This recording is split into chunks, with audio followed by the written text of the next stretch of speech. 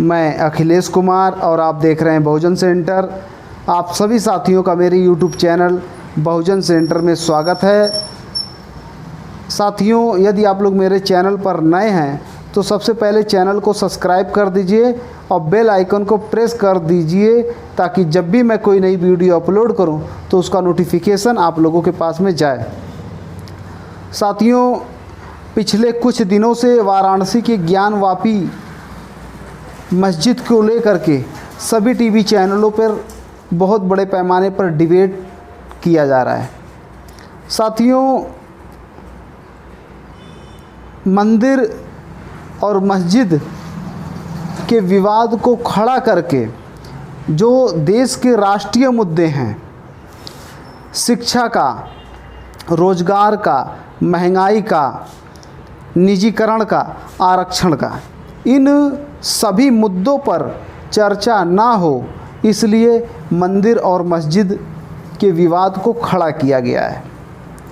साथियों, SC ST OBC के लोग जैसे ही मंदिर और मस्जिद का विवाद खड़ा होता है वैसे ही एससी एसटी ओबीसी के लोग अपने आप को हिंदू कहना चालू कर देते हैं। साथियों, राम मंदिर की लड़ाई में सबसे ज़्यादा ओबीसी के लोगों ने भाग लिया। राम लला हम आएंगे, मंदिर वहीं बनाएंगे। और ओबीसी के आंदोलन की वजह से राम मंदिर का जो सपना था वो साकार हुआ। लेकिन ओबीसी के लोगों ने जो आंदोलन किया, उस आंदोलन से ओबीसी के लोगों को कितना फ़ायदा हुआ, इसका विश्लेषण आज तक ओबीसी समाज के लोगों के द्वारा नहीं किया गया। साथियों, राम मंदिर के ट्रस्ट में जब ट्रस्ट का निर्माण किया गया तो एससी एसटी ओबीसी के लोगों को जगह नहीं दी गई। क्यों जगह नहीं दी गई? क्योंकि एससी एसटी ओबीसी के लोग शूद्र हैं। मंदिर ट्रस्ट में 100% कब्जा सवर्णों का है और मंदिर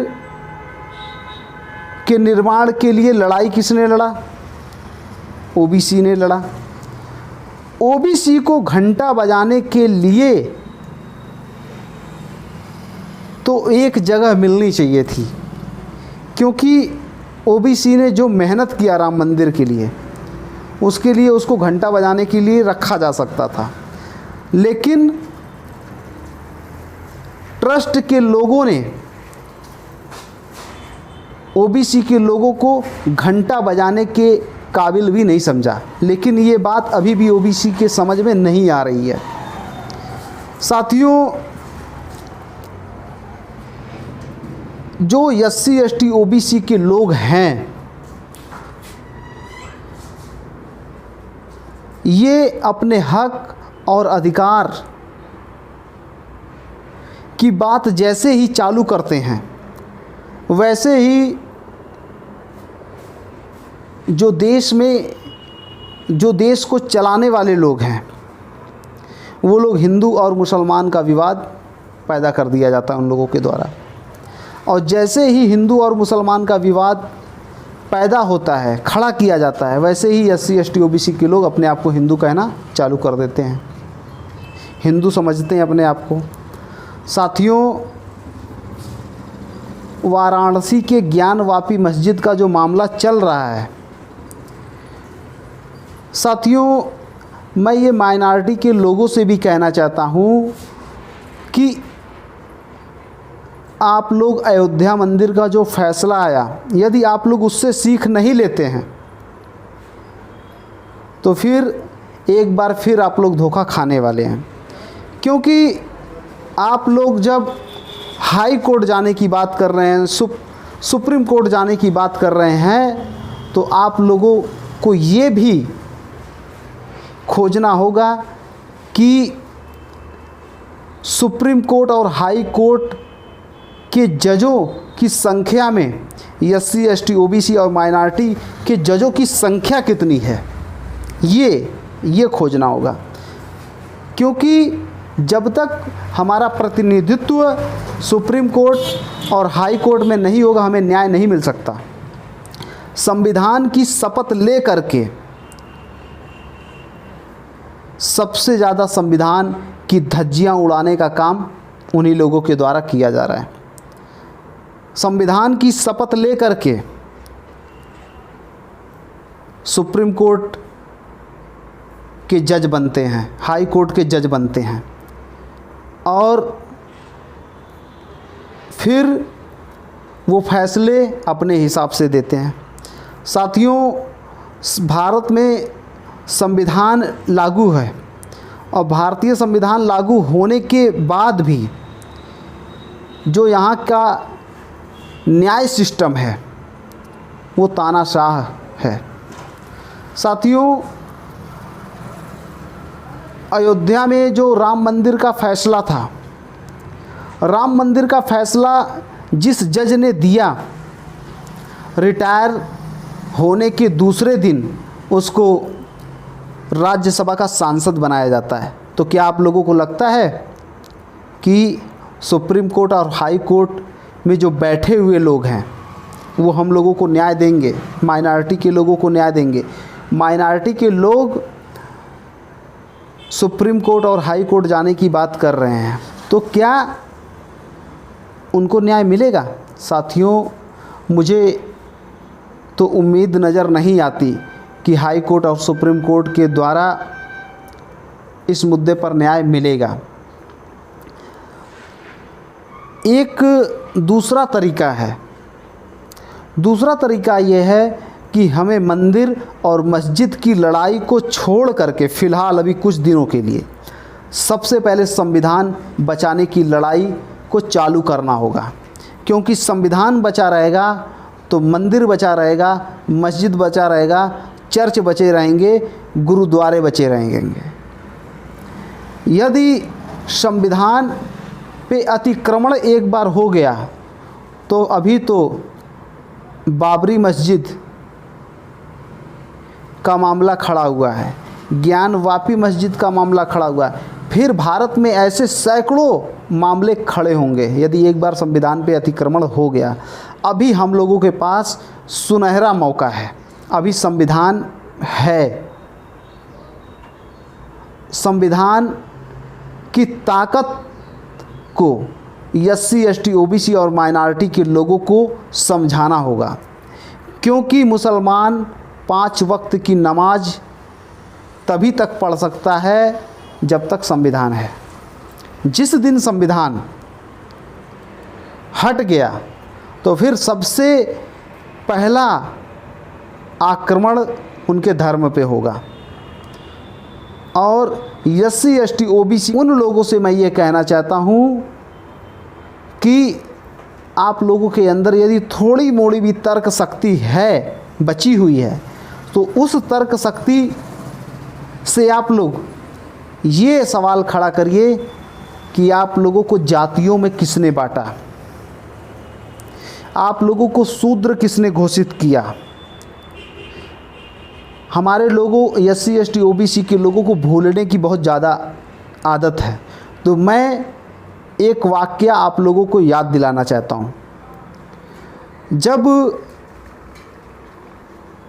भूतपूर्व मुख्यमंत्री अखिलेश यादव ने मुख्यमंत्री आवास को छोड़ा तो फिर योगी जी ने मुख्यमंत्री आवास को गाय के गोबर और गाय के मूत्र से शुद्ध किया, छिड़कवा करके। ये घटना से हम लोगों को सीख लेने की ज़रूरत है कि जाति है कि जाति नहीं। और हम लोगों को अपने इतिहास को पढ़ना होगा, क्योंकि जो लोग हम लोगों को हिंदू बना रहे हैं उन लोगों से ये सवाल करिए कि राम मंदिर के ट्रस्ट में हम लोगों को जगह क्यों नहीं है। राजस्थान में जितेंद्र मेघवाल की मूंछ रखने पर हत्या क्यों की गई। ओबीसी को मध्य प्रदेश में नगर निगम के चुनाव में आरक्षण को क्यों ख़त्म किया गया। ओबीसी की जाति आधारित जनगणना का विरोध कौन लोग कर रहे हैं।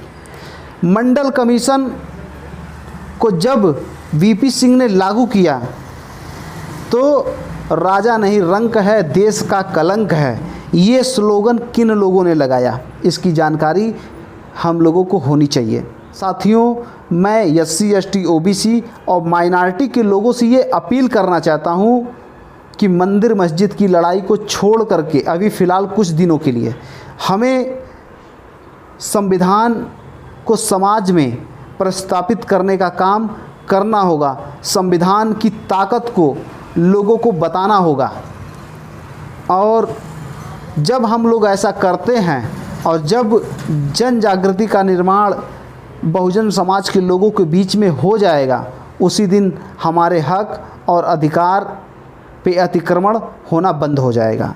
क्योंकि ये अतिक्रमण संविधान की शपथ लेकर के किया जा रहा है, और जिनको हम अपना नेता मानते हैं, जब SC ST OBC और माइनॉरिटी के लोगों के ऊपर अतिक्रमण हो रहा है तो जिनको हम अपना नेता मानते हैं वो लोग कुछ भी नहीं बोल रहे हैं, तो हम लोग उन लोगों को नेता न मान करके अपनी लड़ाई खुद हमें लड़ना होगा। तो मैं माइनॉरिटी के लोगों से ये अपील करना चाहता हूँ कि जो अभी माहौल क्रिएट किया जा रहा है मीडिया के द्वारा, इंडिया टीवी के लोगों ने ये बताया कि 4 फीट का शिवलिंग मिला, आज तक चैनल के द्वारा ये बताया गया कि 12 फीट 8 इंच का शिवलिंग मिला। तो साथियों, झूठ फैलाने का काम सबसे ज़्यादा मीडिया के लोगों के द्वारा किया जा रहा है। जो मिला शिवलिंग उसकी सबसे पहले पुरातत्व विभाग के द्वारा जांच पड़ताल करनी चाहिए कि वो वास्तव में शिवलिंग है भी कि नहीं है, क्योंकि कुछ लोग उसको फव्वारा बता रहे हैं। तो जब तक पुरातत्व विभाग के लोग जांच करने के बाद अपनी रिपोर्ट न सौंपें, तब तक मीडिया के लोग कैसे चिल्ला सकते हैं। तो मीडिया के लोग इसीलिए चिल्ला रहे हैं कि पहले से हम लोग ज़मीन जब तैयार किए रहेंगे कि नहीं शिवलिंग है, शिवलिंग है, शिवलिंग है, तो जो फैसला देने में हम लोगों को आसानी होगी। ये माइनॉरिटी के लोगों को अभी से समझदारी लेना होगा।